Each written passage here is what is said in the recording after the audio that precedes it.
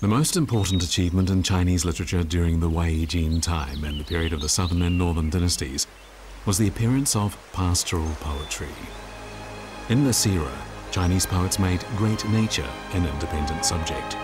Zhuangzi said, "Heaven and earth are the most beautiful, but they don't brag about it." For the first time, Chinese scholars expounded on the detached beauty of great nature, and many of them resigned from their official posts so they could lead a reclusive life in a natural environment. The most representative of these scholars is Tao Yuanming. Tao Yuanming gained an official post at the age of 29, but after that, he experienced various ups and downs in his career. In November 405, he took up what would be his last official post, magistrate of Pengze County, in which he remained just 80 days. After resigning, he returned to his native village at the foot of Mount Lushan and stayed there to enjoy nature and a life that transcended the vulgar world. He spent the rest of his life in a shabby cottage writing a large number of pastoral poems, one of them, the immortal Ode to Homecoming. It reads, "My garden is overgrown with weeds. Why shouldn't I come back?" In his poems, Tao Yuanming expressed his joy at returning to the natural environment and his great love of nature.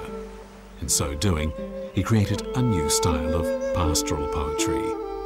He wrote, "Confined in a cage far too long, now I've returned to nature. I've forgotten material gain and am far away from the secular world. In the quietude, I appreciate the beautiful garden. There are so many things in the world I can go without."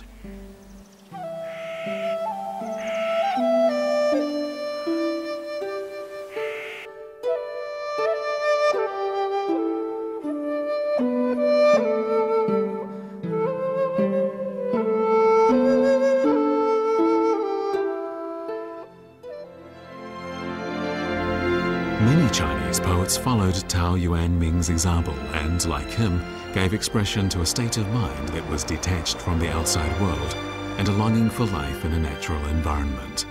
They sang the praises of inspirational, beautiful, and everlasting nature. Poets and writers in this time did not regard enlightenment through education, material gain, or fame as the end goal for going about their literary work. Instead, they concentrated their energies on expressing their inner world and eulogizing great nature. Tao Yuanming's immortal poems had a great influence on men of letters of the generations that followed, including Li Bai, Du Fu, Bai Juyi, Su Dongpo, and Xin Qiji. A line from one of Li Bai's poems reads, "How can I behave humbly in front of big shots?" These words show that the scholarly thinking of the Wei Jin time exerted a great influence on the spiritual world of scholars in later Chinese history.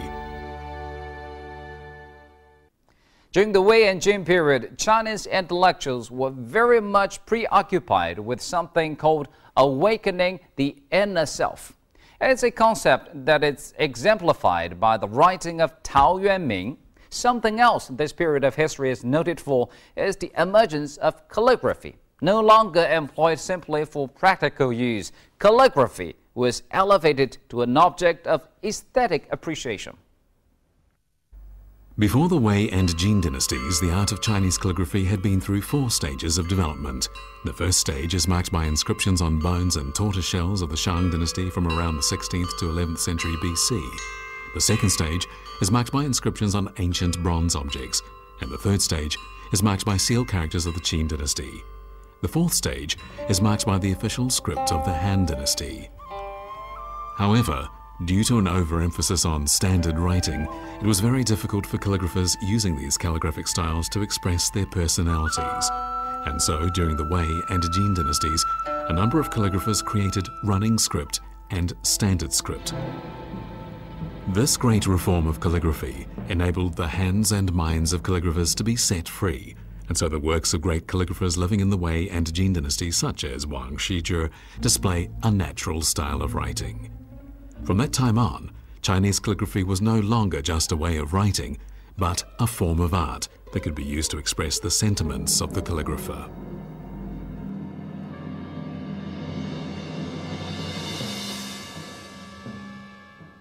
可以说在汉代以前的书法基本上都是实用的书法，而魏晋时期王羲之为代表的书法变成艺术书法，变成了一种真正的一种艺术。所以人的觉醒、文的觉醒和书法的觉醒，代表了生命的觉醒。The calligraphic work prefaced to the Orchid Pavilion collection, known as the #1 work in the running script style of calligraphy, has long been used as a model for Chinese calligraphers.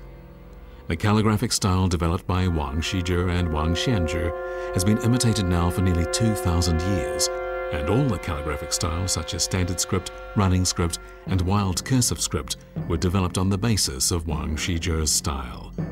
All the great calligraphers of later times assimilated the cultural nutrients of Wang Shizhi's works. Zhang Xu, a calligrapher who lived during the Tang dynasty, meticulously copied all the calligraphic works of Wang Shizhi, and on the basis of Wang Shizhi's running script, he developed wild cursive script.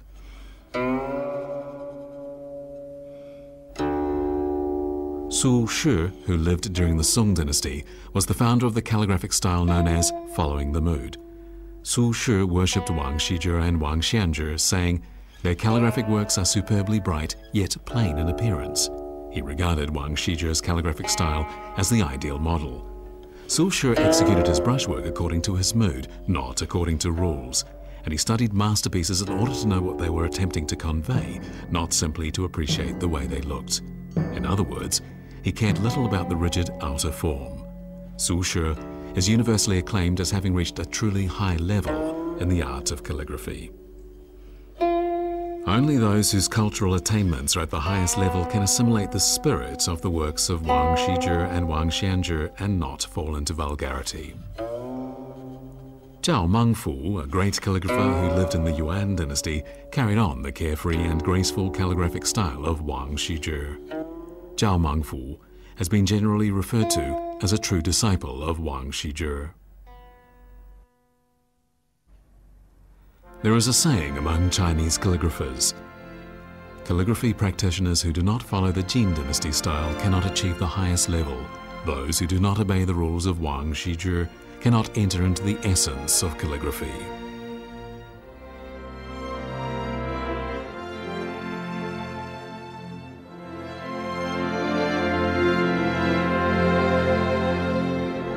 Calligraphers in the Wei and Jin dynasties developed the basic spirit and character of the art of Chinese calligraphy. Their advocacy of stressing the essence and making light of the appearance is an aesthetic criteria in the art of Chinese calligraphy.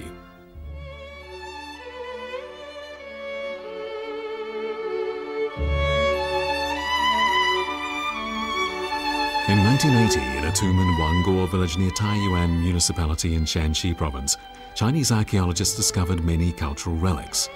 The tomb's occupant was Luo Rui, the prime minister of the northern Qi dynasty, and among the artifacts in his tomb were 71 magnificent wall paintings. These wall paintings show no traces of the rigid style commonly associated with the Qin and Han dynasties of more than 2,000 years ago. On the contrary, the gradations are distinct, their composition original, and the human figures depicted in them are lifelike. Moreover, the paintings vividly present scenes from real life. The eyes of the steed radiate vigor no matter the angle from which they are viewed. When drawing this lifelike horse, the painter adopted a realistic approach, using fluent lines and bright colors. It is a first-class example of Chinese traditional painting. The earliest known drawings in China are decorative patterns on colored pottery from the periods of Yang Shao culture and Longshan culture, and on bronze objects of the Yin dynasty.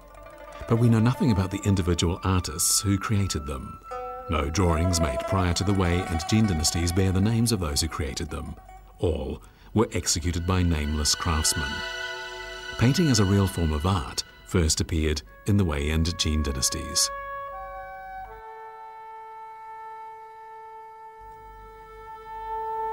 Learned people living in the Jin dynasty pursued individual freedom, a social endeavor that presented a fine opportunity for the development of painting as an art form. Gu Kaizhi, who lived during the Eastern Jin dynasty, discarded all the pretentious manners of traditional men of letters and took a more liberal approach to his paintings by expressing his personal feelings and ideas. He wanted to express himself on paper, not traditional maxims or dogmas. He was striving to convey a kind of spirit, not pursue a likeness and form.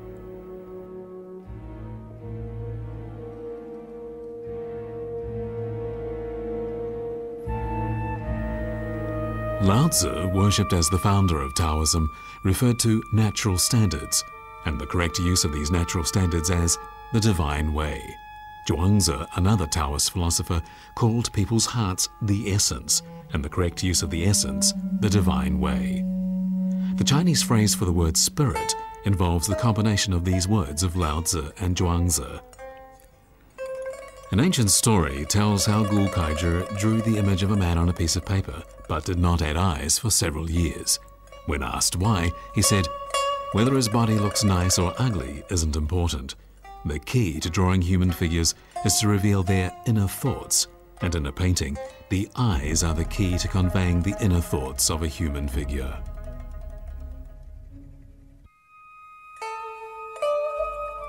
All the paintings of Gu Kaizhi available to us today are copies. The painting, The Admonition Scroll, was painted by Zhang Hua, who lived during the Jin dynasty. All the young women in the painting are unusually tall. The thin and even lines convey little sense that the subjects have weight, so much so that they were to become known as silkworms spinning out silk.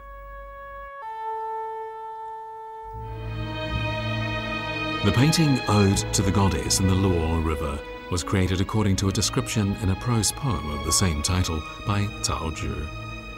In the painting, Cao Zhi looks at his lover imperial consort Mi, his eyes full of affection. His reluctance to part with her and his sadness are vividly depicted. Gu Kaizhi initiated the theory of lifelike depiction in painting, and it went on to become one of the most basic theories of Chinese traditional painting. Taoist philosophy was manifested also in traditional painting, with its focus on lifelike depiction.